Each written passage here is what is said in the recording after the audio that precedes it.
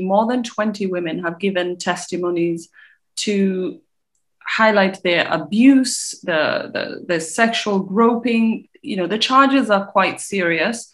It seems there were a lot of warnings along the way. After the whole Jimmy Savile scandal, you would think that broadcasting would have learned the lessons. Why are we here yet again? Well, this is sexual harassment. Right. We have racism. Right. We have bullying. Yeah. And in this case, in many cases, suddenly there are a lot of allegations. Some people say, oh, this was known, this was well known. And one of the problems is there is nowhere, no neutral ground that anyone can go to. And what is needed is an independent institution to which people can go in confidence, with confidence, to raise their concerns. Now, I've talked to people who've experienced sexual harassment. It's not my main area. I've talked to a lot of people who've suffered racism, and I know what happens then. If you complain, you get crushed.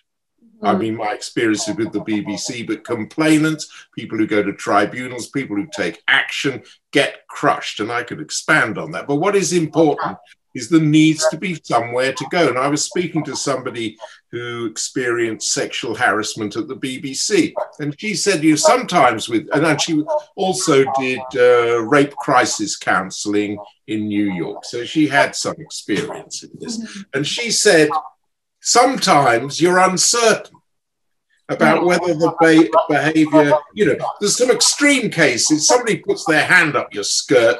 There's no ambiguity there. Yeah. But there are other areas of ambiguity. So sometimes the person isn't sure whether the behavior is transgressive. So at that end, where there's uncertainty, and at the other end, where there's manifest abuse, manifest racism, manifest bullying, manifest sexual harassment, there should be an organization to which people can turn. Now, there is a template for such an organization, because Bectu asked Marcus Ryder to look at, see how issues of racism should be addressed. And Marcus came up with a very good report, Race to be Heard, at the end of the last year. So there is there specified the kind of organization that could do the job. He did it for racism. But as far as I'm concerned, it's the same for racism, it's the same for bullying, it's the same for sexual harassment.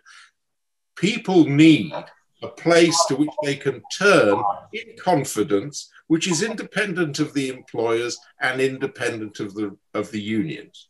Now, I could talk more about it. That is the headline. There is a template, and that is what is needed. But the broadcasters don't, they didn't rush to say, oh, this is a great proposal, let's explore it, let's fund it, when it was Race to be Heard.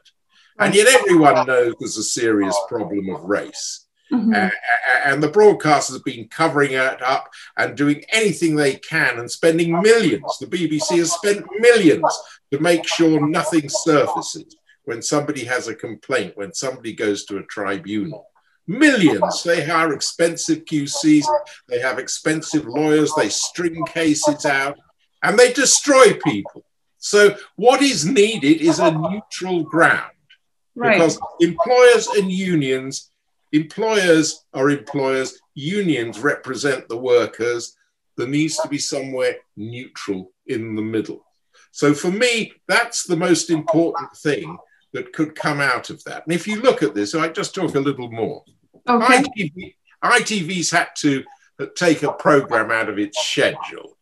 Sky has changed its production plans. BAFTA is embarrassed.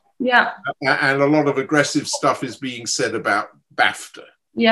So all of these organizations are threatened. And now there's talk about Doctor Who. So the BBC's in the mix. So there should be, the broadcasters should set up something. So these things are much less likely to happen. So early, if someone is an abuser, Early on, somebody might go to this organization and it may not actually be able to deal with it. First, it gives them support. Second, the organization has knowledge. One thing I think it should offer is some form of mediation as an opportunity, not as a requirement, and guidance on what other action you can take. But these things suddenly surface, and the broadcasters said, we know nothing about this, and yet we read that it is well known. Now, I worked at Granada Television. I started in 1969. That was a long time ago. And then everybody knew who the flashers were, who the people were who would show you pornography, people who'd put hands up your skirt. I mean, women, Dorothy Byrne talked about this in her MacTaggart lecture in Edinburgh. And it was well known.